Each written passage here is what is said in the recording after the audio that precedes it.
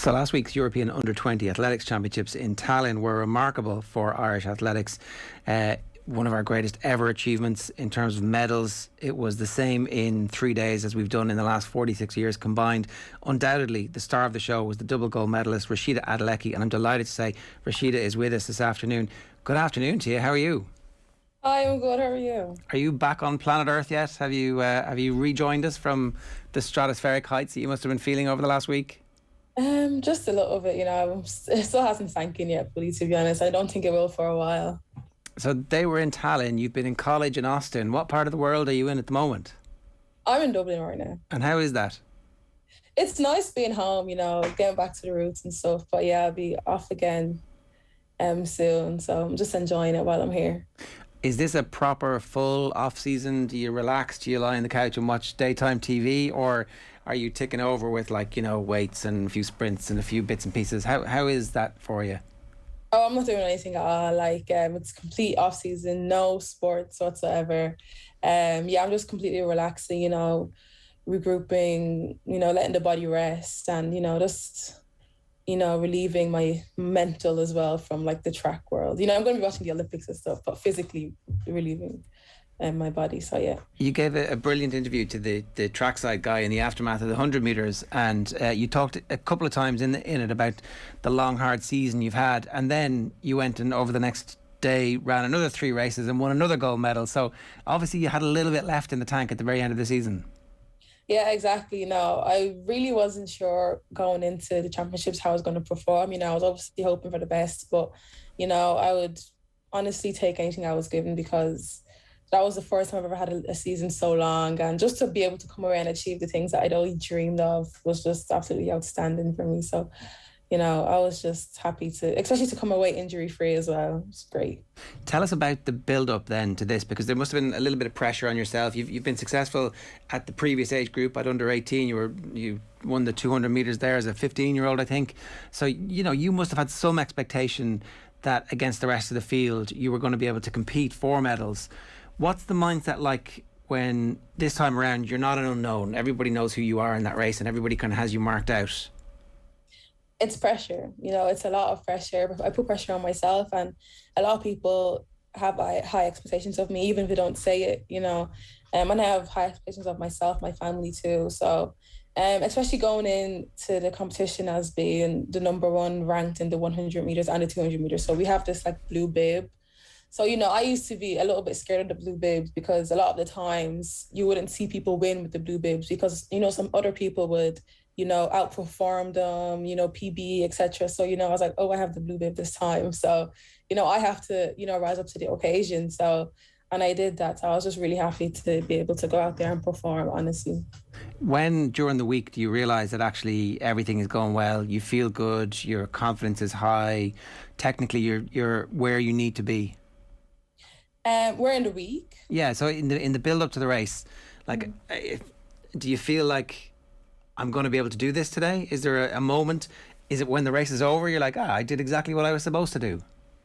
I always have to keep my mental straight and just convince myself that I'm able to do it before the race, and just have that confidence going into the race, because athletics and sport in general is obviously it's huge physically, but mentally it's just as important. So I just have to convince myself and just talk to myself nicely, and just be confident and be positive, kind of shut out all the negative thoughts, and just go into the race and hopefully being able to execute it the exact way that I plan to. So yeah. Do you prefer the 200 to the 100? Yeah, definitely. So it was... The 100 is really fun because it's nice and sharp, but I feel like I'm able to kind of exert the way that my stride, my length, my everything more in a 200, and start isn't as important in a 200. So I feel like it just suits me better. You've room to make up for any mistakes at the start. Yeah. Because it was then obvious you were definitely going to go for the 200 after the 100 was over. Yeah. There was never any doubt. Yeah. Yeah, definitely. It was just trying to get the 100 out the way, because to be honest, the 100 is a bit more nerve-wracking just because it's just so short, and the start is so important. So, even if you get a bad start, it can just throw off your entire race. Do you know what I mean? So, it's probably a little bit more nerve-wracking, but yeah, I was definitely going to do the 200 anyways. Once I got the 100 out of the way, I was just so much more confident going into the 200. So The winning margin, the Carl Denny had a picture up on Twitter of the winning margin of the 200 metres, and it's quite big. So is there a moment in the race where this is going your way and you can not relax a little bit, but you're like, oh, I'm winning this race. I'm winning a gold medal at the European Under 20. It's going to be my second gold medal in 3 days. Does that dawn on you while you're still in the race?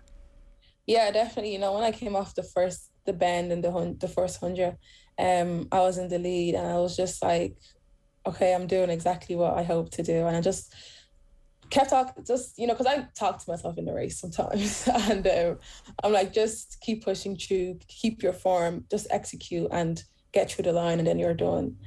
So yeah, that was how it went pretty much. Do you say the same thing every time? Is it is that part of your training too, because the inner voice is really important? Yeah, no, it's not what I say every time. When I was over in the States, sometimes I'd be like, oh my God, you're losing. So it actually just depends, I don't always say positive things, but I try to most of the time. I presume that's what the sports psychologists are working on, to try and get the negative voices out. Yeah, I actually haven't been to a sports psychologist before. I know I've heard from a lot of athletes that it's a great resource to use, and I might make use of it in the coming up season. So, yeah. That's interesting, because I just assumed at this level, to get to your level, it would have been part of the training either in the University of Texas or with the Ireland setup, but it hasn't been an automatic thing. No, it's always been offered, but it's not that I didn't feel the need to. No, actually, it's like I didn't feel the need to personally, but I feel like it actually can benefit you, even if you don't think that you need to do it, because it's not. I don't have my mental on a 100% positivity level, so it actually might be something I'll look to do in the future. At the same time, if it ain't broke, don't fix it. Sometimes there's always there's that aspect as well. So right. And come here, how is Texas? Well, because that's obviously quite a different. It's a different world. A lot of us don't really fully understand the great state of Texas. Well, pardon my ignorance, but whereabouts is the University of Texas? Which city is it in? It's in Austin. So right. Austin's like the capital city. And is Austin nice? Do you actually? Yeah. It's amazing. Like, there's just so much to do there. It's not like, when people think of Texas, they usually think of like cowboys and cowgirls on horses and the desert and stuff like that. It's literally not like that at all. Like, there's so much to do. It's like a mini California almost. Right. So you picked well when it came to picking which universities. Was it obvious that you had to go there? Like, was there something that specifically drew you there? Were there options for you for other colleges? Oh yeah, actually had quite a lot of other options, but a lot of things kind of drew me to the University of Texas: the coaching, the weather, the athletes that were there, top class. The university itself, it's literally one of the most academic universities in the US. It's really hard to get into as well, and it's just the location as well. There's just so many things that just drew me there. So it was a kind of a clear decision, to be honest. And how was that college experience? Because obviously, I mean, certainly in this part of the world, college has been very different, but I think they're a bit more open in terms of the COVID precautions and all that kind of stuff in the States. What's Austin like, and what's the University of Texas been like from that perspective? On campus and stuff, we had to wear masks, etc., up until about up until about April, and then they took away the mask mandate, so we actually didn't have to wear masks anymore. Up to then as well, we had to be tested twice a week until we got our vaccines, and we got our vaccines in March. But like, as a whole, it's pretty open. Everything was open. All restaurants were open, shops, everything was open. You can eat indoors. The only thing that was really incorporated into like daily life was the fact that most people had to wear masks. Then once that was removed, everything just went back to daily life, to be honest. All right, so it sounds like you were able to have quite a normal college existence then. Yeah, pretty much. Like, the only thing that like we missed out on largely was the football games. That's such a huge aspect of college life in the States. So hopefully next semester that'll be back. And we actually had university online also this semester, this full year actually, for the other students who came in fall. So but I think everything should be back to normal this coming semester. Right. Well, so that's great. And what are you studying? I'm studying economics. Okay, like, you got to know where to spend all that money that you're going to make from being a world famous athlete, right? And how to deal with the sponsorship deals. So, like, all joking aside, you know, the sprint is such a cutthroat game. A single mistake at the start, and all of a sudden, your whole season can be gone.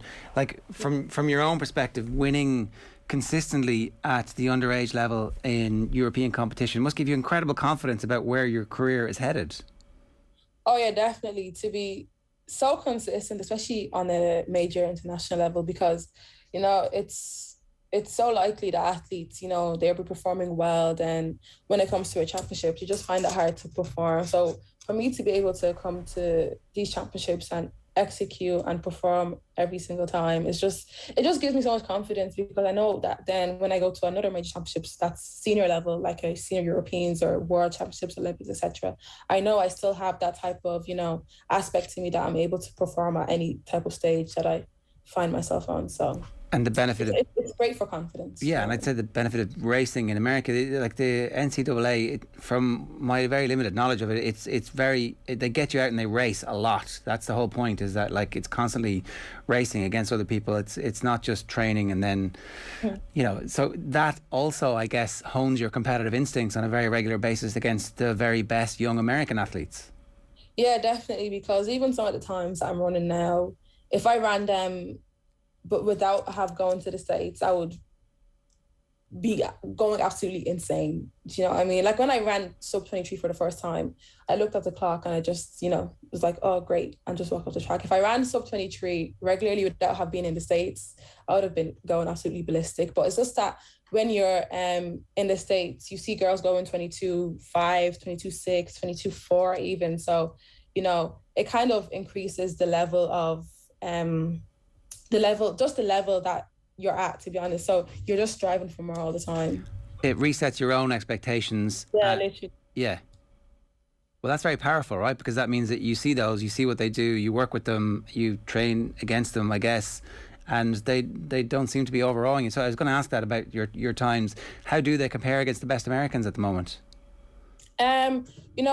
My times I was probably top 10 in the US, actually. So going into nationals, I was probably about 10th or something. I came 11th overall at nationals anyway. Just missed out on the final by one spot. But yeah, I'm not too far behind. A lot of the athletes there that are at the top of the rankings are usually seniors or juniors. So I still have a couple of years left to get up to that level. So I feel like I'm where I am now is a good place to be. That's what the other side of that was, like the consistent progression in terms of your age. That means that there's still plenty of room for you to reach that top 10 and to go from wherever that takes you. Definitely, yeah.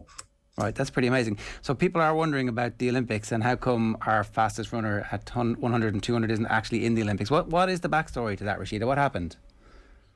Well, individually, I didn't get the 200 standard. I just missed out on it. And I know they had the whole new ranking system this year, which seems to really benefit European athletes more than athletes in the NCAA, because the rankings for competitions in the NCAA, they weren't worth nearly as much bonus points as the ones in Europe were. So, maybe like a regular meet in Ireland would be worth more than one of the fastest meets in the US. So if I was in Europe, I definitely would have qualified based on my times, because I would have got much higher rankings for the competitions I was competing in over here. So, you could say it's a little bit unfair, but it is what it is, you know what I mean? So, and then there's the relay as well. I thought I would have been nominated for the relay, but I wasn't, to my surprise. So, I guess it is what it is. Can't really do anything about it now. Is it disappointing? Is it the type of thing you get over quickly, or is it the type of thing that you're going to use as motivation? It definitely was disappointing. I'm a little bit still disappointed now, because obviously the Olympics have started now, and I just feel like, oh, that could have been me. But at the same time, I've achieved so much this year. I'm so young. I'm going to have hopefully a couple more Olympics to qualify for. So, I'm actually not too upset, especially after winning both of my events at the European Under-20s. I really can't be upset at it. So, I'm so grateful for everything, grateful to God, grateful to my coaches and everything. So, onwards and upwards. I know there's always this, it only comes around every 4 years in the 4 year cycle, etc. It's actually only 3 years really now, and there is a World Championships in between, and you've obviously got to go back and get into the NCAA season pretty quickly. But the World Championships, I think they're in Eugene and Oregon next year. Have you already qualified for those, or what's the story with that? I'm actually not sure what the qualifying marks are for those, so I'll actually have to check. But if I'm thinking right, I think I probably have qualified, but I'm not sure yet. Okay, well, that's something that is very close and quite interesting and quite good to look forward to, right? Yeah, definitely. Well, hopefully that removes a little bit of the disappointment over the next couple of weeks. Tell us about what you're looking forward to then from the Olympic Games themselves. What are you particularly looking forward to? What are you going to be sitting down geeking out over in terms of the times and the splits and the performances of individuals? Definitely looking forward to the women's 100 meters. That was such a heated event, especially on social media. It's kind of sad to see Sha'Carri not in it actually, because it would have been amazing to see her go off head to head with Shelly-Ann, Elaine, and all the other top sprinters. But definitely an event that is literally so hot right now is the 400 meter hurdles in the women's and the men's. Definitely going to be world records broken in both events, so definitely looking out for those too. And I'll be supporting all the Irish athletes going off, even all the relays, all the individuals. So just excited for everything as a whole. What was the homecoming like?